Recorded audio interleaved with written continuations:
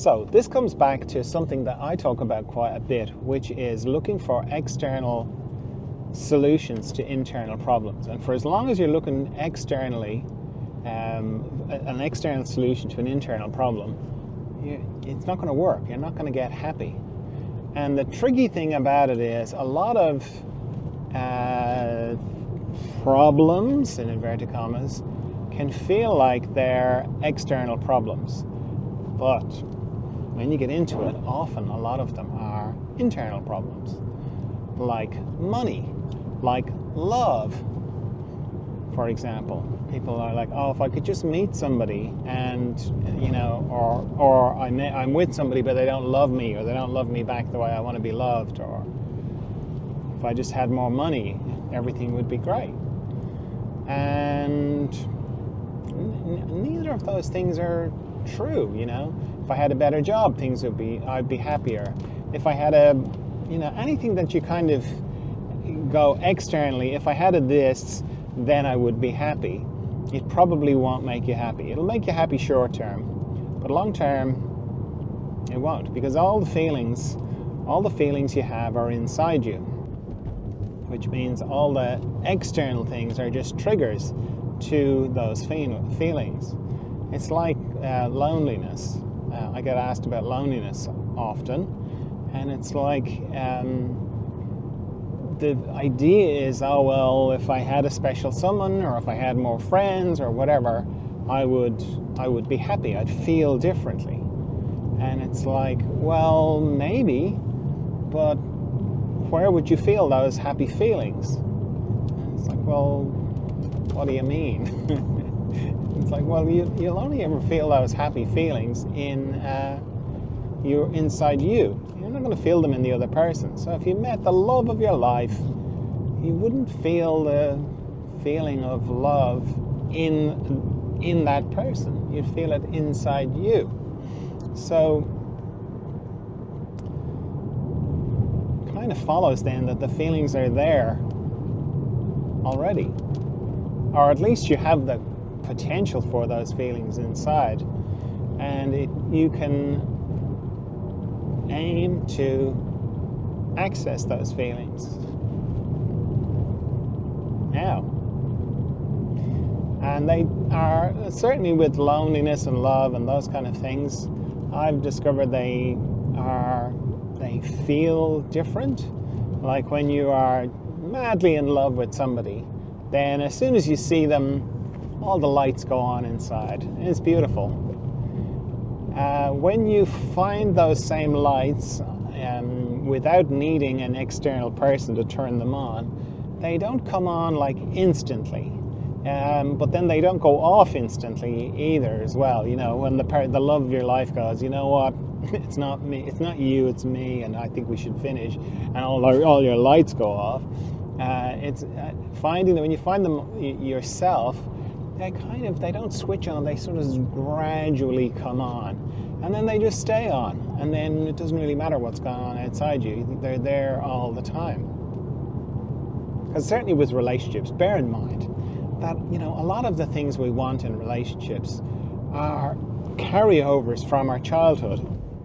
It's like we have a checklist of things we want to sort out, about love and being loved, that we try and work our way through with our parents.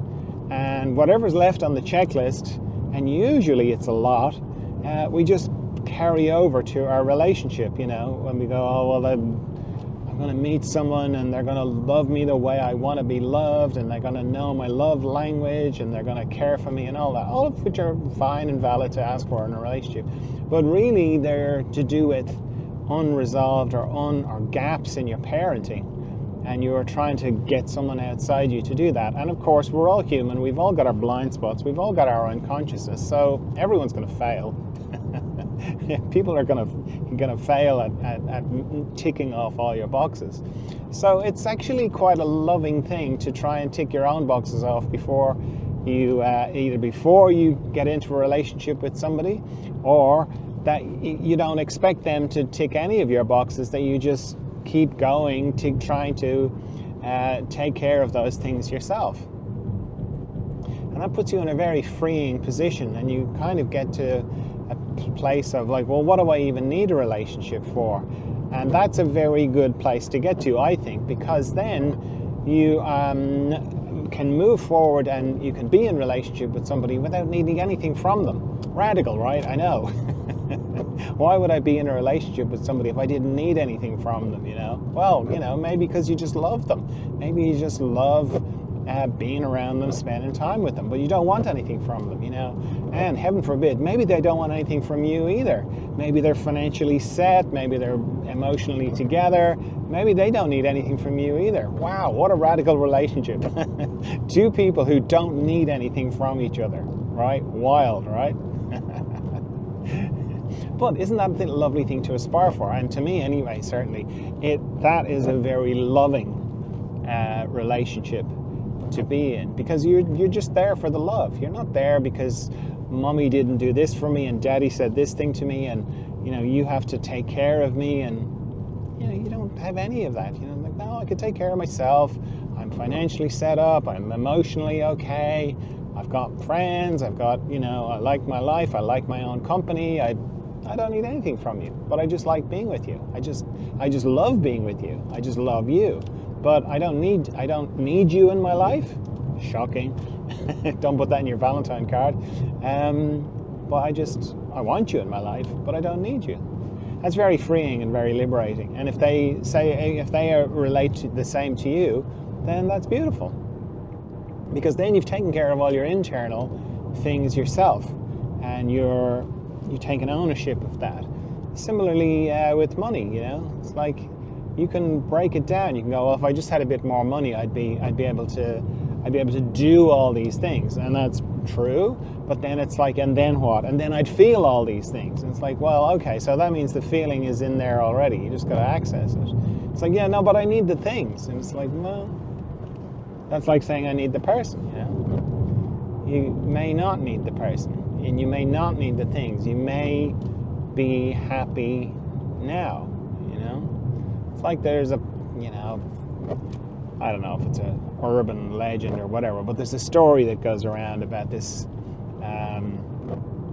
guy who's many businesses, and he's a very successful businessman. He's on holiday on some lovely desert island kind of thing, or, you know, an island, right? I was going to say Caribbean island. I don't know what island it is. Okay. Anyway, he notices the fishermen. He's watching them, you know, and they go and fish, and then they come home. They come back, and when they're finished getting rid of the fish, they lie in the sun or near their boats.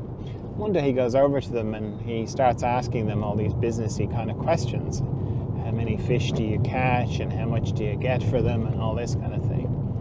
And then he says to, you know, he had to kind of wake the guy up to have this conversation with him, because he was just, you know, enjoying this sunshine. And he says, you know, if you bought another boat, you could double the amount of fish that you got, and then you could get twice as much money, and with that then maybe you could get a third boat, and then you could, you know, that's triple the amount of fish, and you could you know, make a lot more money. And the guy's listening to him going, yeah, okay, and then what? And it's like, well, then you'd have lots more money, and then you could go on a vacation, and you could do, you know.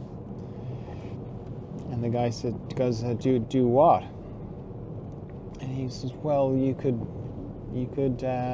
rest. And he said, so I'm doing that now. I'm resting now in the sunshine in a place where you have come on vacation. Except I'm here all the time. This is my life. And it's kind of getting that mentality, really, in a way, of going, it's kind of what I was saying before about a satisfied life rather than a successful life, you know. It's kind of, we get so fixated on the external stuff, like if I just had a better car, if I just had a better house, if I just had a better whatever.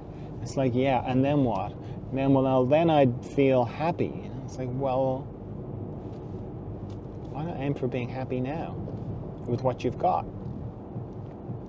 Because we always want the next thing, and the next thing, we're kind of conditioned to not be happy with what we've got, to keep looking for the next thing, for the next thing, for the next thing, and it really kind of ruins what's going on now. It kind of ruins the moment of just enjoyment.